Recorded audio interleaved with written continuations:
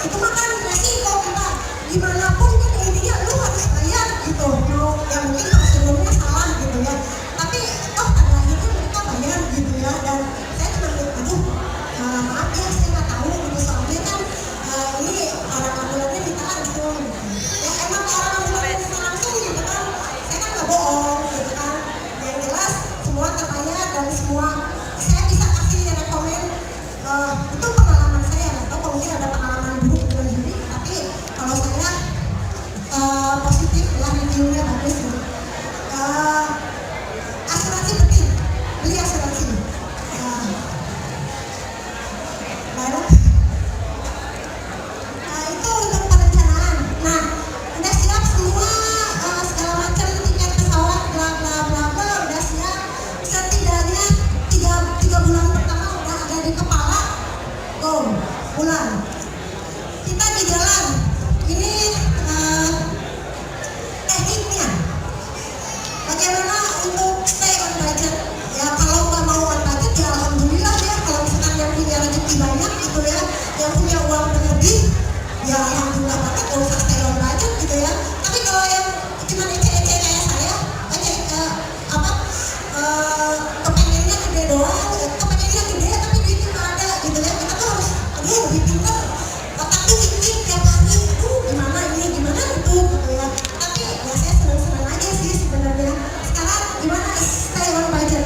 Yang pertama kita bisa coba couchsurfing. Udah pada tahu ya couchsurfing? Saya pakai couchsurfing 80% perjalanan saya pakai couchsurfing. Kalau nggak pakai couchsurfing, 3 bulan pertama di Eropa udah habis duit saya. Di Eropa saya pakai couchsurfing hampir 90% lah. Saya nginep sekali pas lagi 2 kali di Budapest karena kebetulan lagi Siget Festival. Ternyata nggak ada host yang menerima karena host juga udah penuh gitu ya. Jadi nggak mau saya tinggal di hotel. Terus pas saya di Paris karena kebetulan saya lagi ada masalah, saya tinggal di hotel. Pas saya di Belgium semalam saya tinggal di hostel. Terus pas saya di Kroasia karena lagi summer jadi nggak ada yang available hostnya, saya tinggal di hostel.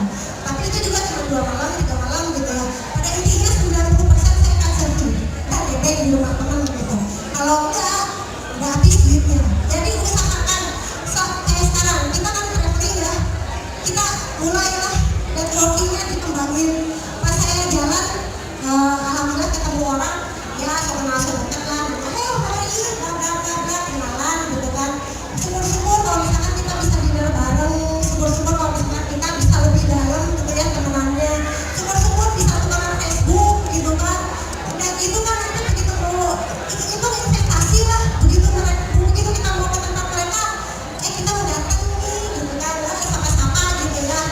Kali aja mereka bisa nge-host, kalau ya kali aja siapa tahu gitu kan, nggak ada salahnya coba gitu ya. Kalau misalkan ya udah nggak apa-apa, masih banyak gitu host di couchsurfing yang lain.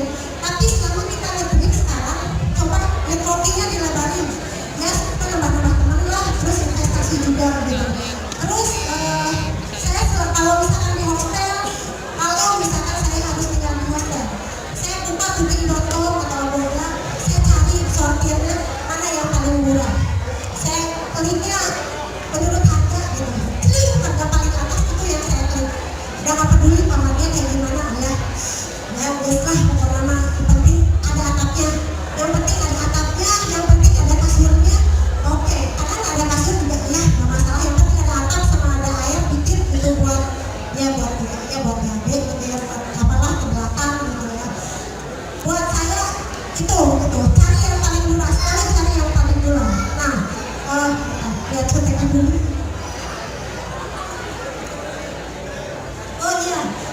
Kita jalannya pelan dan tinggal lebih lama.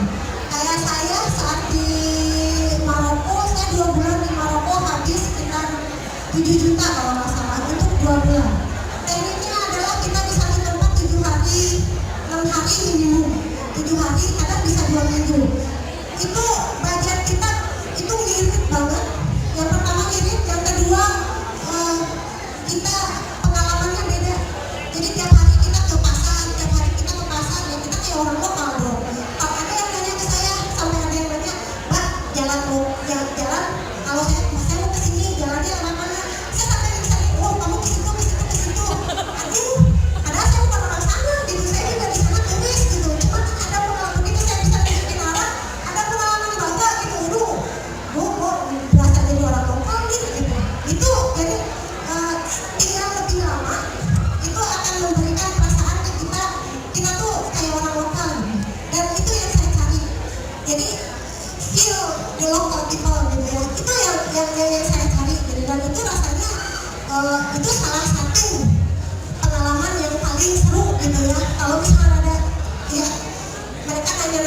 turis, saya senang banget kalau ditanya sama turis gitu ya, dikiranya saya orang lokal gitu kan, karena mungkin kelihatannya saya jalan udah nggak lihat begini lagi, udah nggak mau kiri kanan lagi gitu, jadi mereka nanya gitu.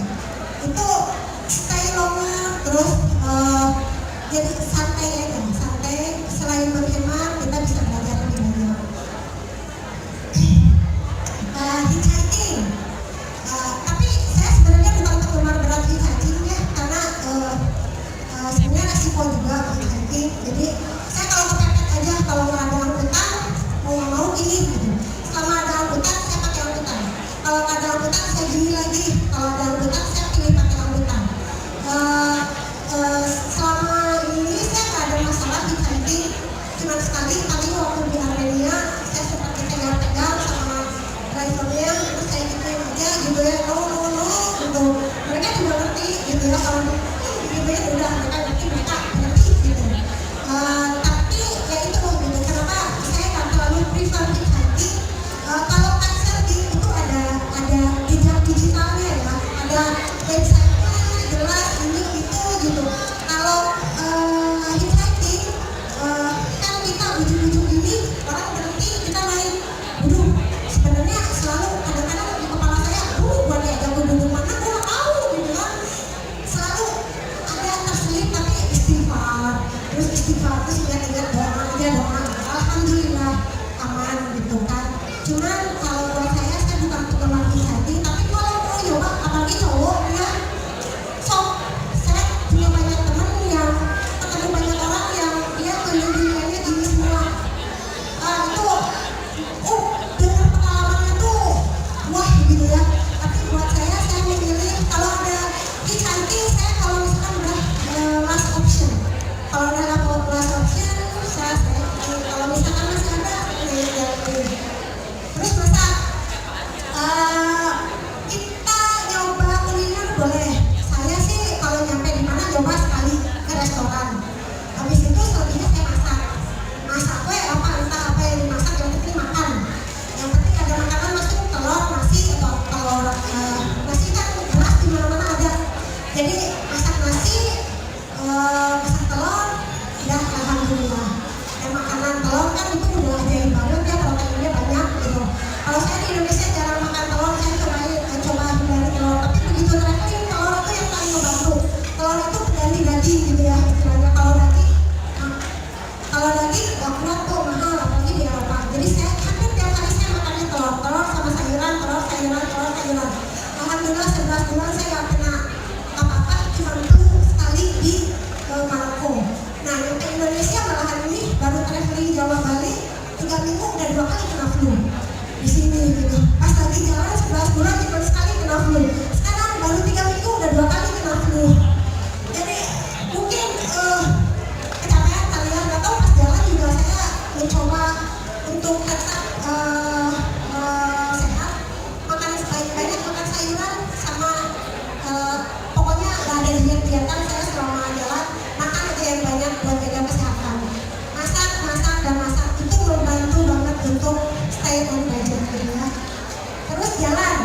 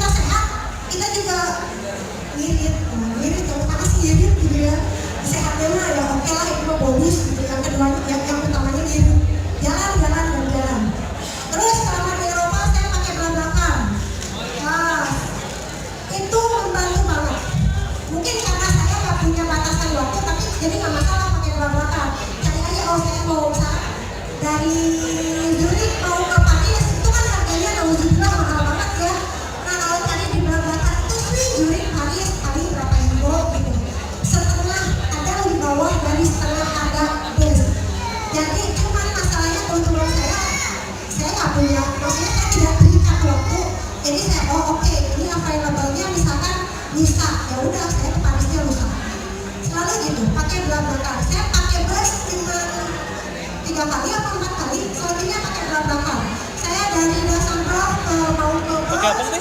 Itu kalau pakai kereta Belak-belakan sambung kayak gini. macam itu totalnya Enggak. hampir 100 Kayak nebengers. 100 Swiss franc.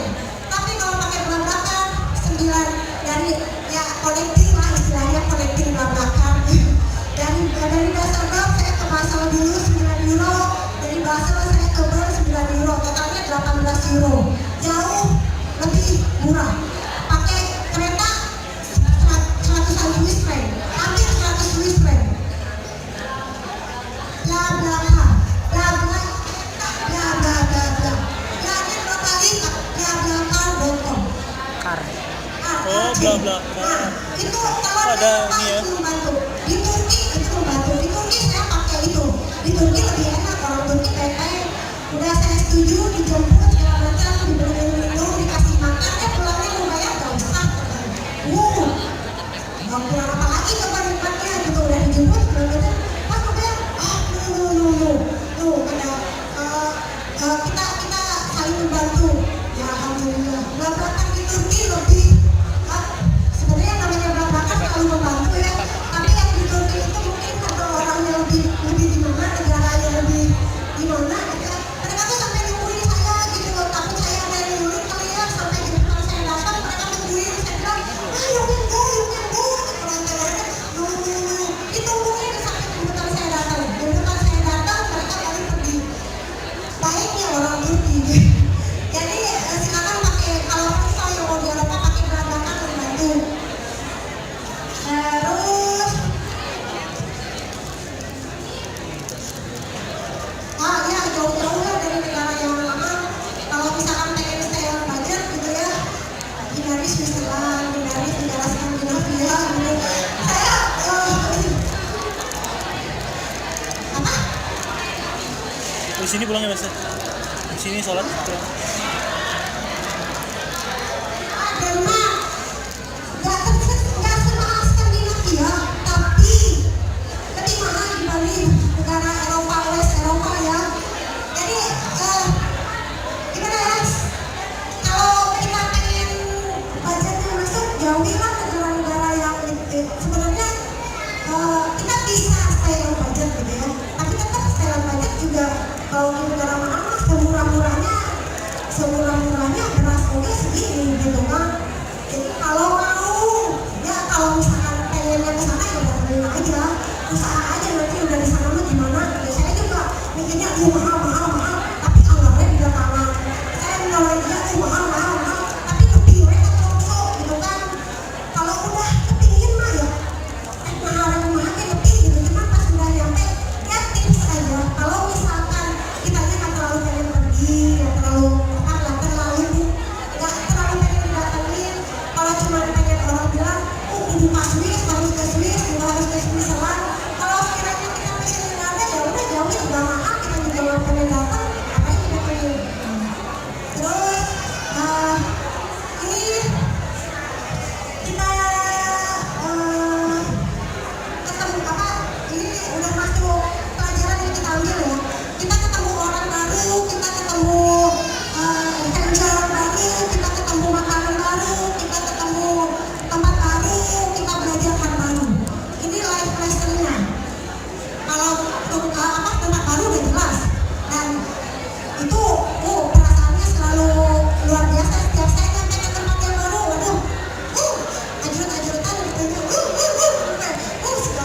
kayak sejenak mah gitu saya rada kampungan gitu baik, ada turis dia, jadi gua kan turis, gak peduli gitu orang apa ngeliat di cewek kenalan gitu, peduli amat gitu, seneng dulu aja.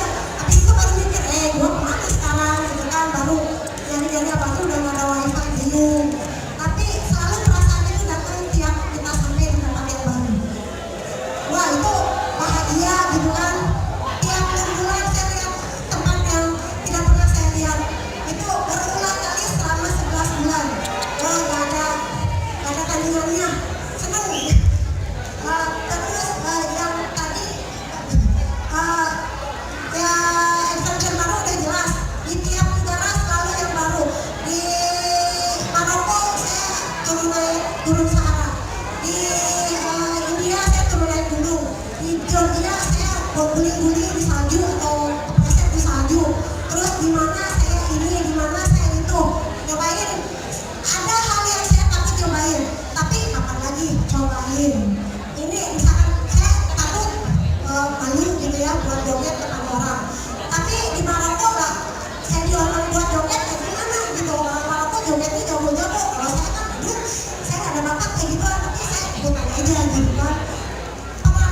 Pengalaman baru, terus makanan, saya senang makan, tapi berhubung low budget saya nyobain di restoran, caranya tinggal sama orang lokal masih di Maroko itu saya naik 3-4 kilo, terus aja mereka makannya setengah jam 11 malam pakai daging kambing, udah ya, jadi jamnya orang jamnya tidur mereka dinner dinner jam 11 dilihat daging kambing pula, ya kapan lagi makan aja gitu. Sebenarnya alasan aja saya seneng aja makan habis itu langsung sleep tiap hari selama 2 bulan, gak tiap hari banget, tiap saya tinggal sama orang lokal itu yang kejadian.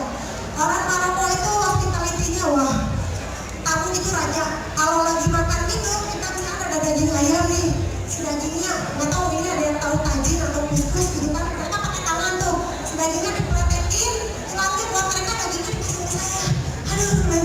Saya bilang aduh bagi-bagi,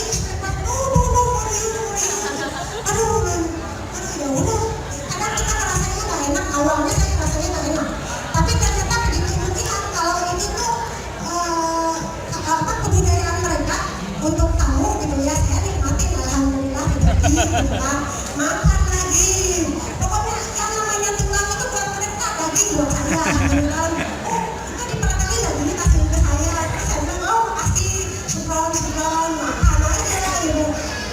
Kalau mau nyobain ya surfing tinggal sama orang lokal, kita bisa bonusnya kita bisa nyicipin makanan tradisional mereka. Terus kita ketemu orang baru, udah jelas orang baru, kulit baru, terus sifat baru, segala